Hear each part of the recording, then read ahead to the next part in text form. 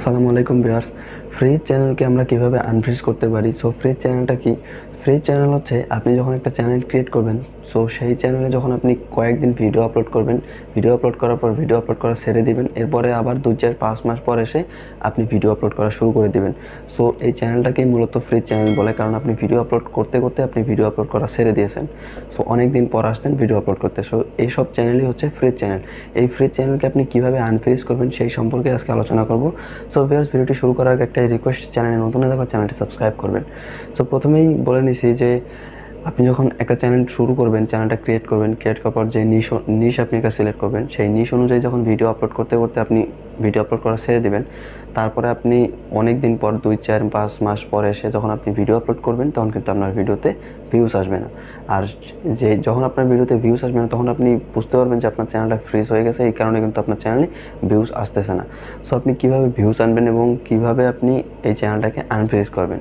So unfreeze করার কারণ মূলত একটাই কারণ, সেই কারণটা হচ্ছে আপনি প্রতিনিয়ত আপনাকে কন্টিনিউয়াসলি এই চ্যানেলে ভিডিও আপলোড করতেই হবে। তো আপনি যখন কন্টিনিউয়াসলি ভিডিও আপলোড করবেন, তখন কিন্তু মানুষের সামনে ভিডিও যেতেই থাকবে, আর আপনার এখান থেকে কিন্তু কিছু কিছু ভিউজ আসবে। সো আপনি কন্টিনিউয়াসলি ভিডিও আপলোড করবেন, আর আপনাকে ট্রেন্ডিং টপিক নিয়ে ভিডিও আপলোড করতে হবে। ট্রেন্ডিং টপিক বলতে বর্তমানে যে বিষয়টা নিয়ে বেশি আলোচনা হচ্ছে, সেই বিষয় নিয়ে ভিডিও করার চেষ্টা করবেন, এবং আপনি দেখবেন যে আপনার চ্যানেলের যেই নিশ, ঠিক সেই নিশ অনুযায়ী আপনি ভিডিও তৈরি করার চেষ্টা করবেন।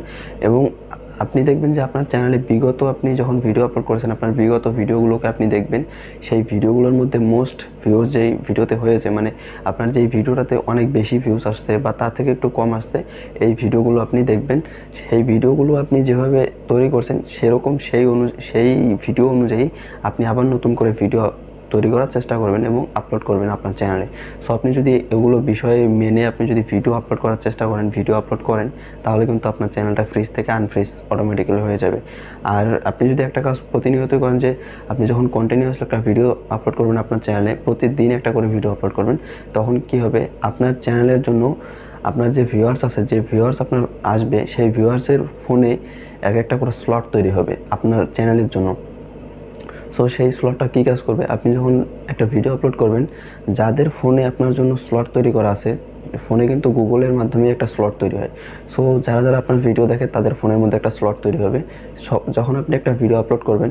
সো যাদের ফোনে স্লট তৈরি করা আছে আপনার চ্যানেলের জন্য, আপনার ভিডিওটা কিন্তু তাদের ফোনের সামনে যাবে। যখন আপনার ভিউয়ার্সরা ইউটিউবে ভিডিও দেখতে আসবে, তখন কিন্তু আপনার ভিডিওটা সাজেস্ট করবে এবং আপনার ভিডিওটাই ব্রাউজ ফিচারের সামনে ঘোরাঘুরি করবে তাদের সামনে। সো সেখান থেকে কিন্তু আপনার প্রতিনিয়ত ভিউজ আসতেই থাকতেছে, সেখান থেকে আপনার ভিউজ আসবে। সো আপনি যদি এভাবে কন্টিনিউয়াসলি ভিডিও আপলোড করতে থাকেন, আর আপনি যদি ট্রেন্ডিং টপিক নিয়ে ভিডিও আপলোড করেন, এরপর আপনি দেখবেন যে বিগত আপনি যে ভিডিওগুলো আপলোড করছেন, সেই ভিডিওগুলোর মধ্যে মোস্ট ভিউজ কোন ভিডিওতে এসেছে, যেই ভিডিওটা দ্বারা আপনার ভিউজ বেশি এসেছে, আপনি সেই টপিক অনুযায়ী, সেই নিশ অনুযায়ী আপনি ভিডিও তৈরি করার চেষ্টা করুন। অবশ্যই আপনার চ্যানেল ফ্রিজ থেকে আনফ্রিজ হয়ে যাবে। সো এটাই হচ্ছে আনফ্রিজ করার নিয়ম। আপনি যদি এভাবেই ভিডিও আপলোড করেন আপনার চ্যানেলে, তাহলে কিন্তু আপনার চ্যানেল আনফ্রিজ হয়ে যাবে অটোমেটিক্যালি। সো ভিউয়ার্স, ভিডিওটি ভালো লাগলে অবশ্যই লাইক করবেন এবং চ্যানেলে নতুন হয়ে থাকলে চ্যানেলটি সাবস্ক্রাইব করবেন।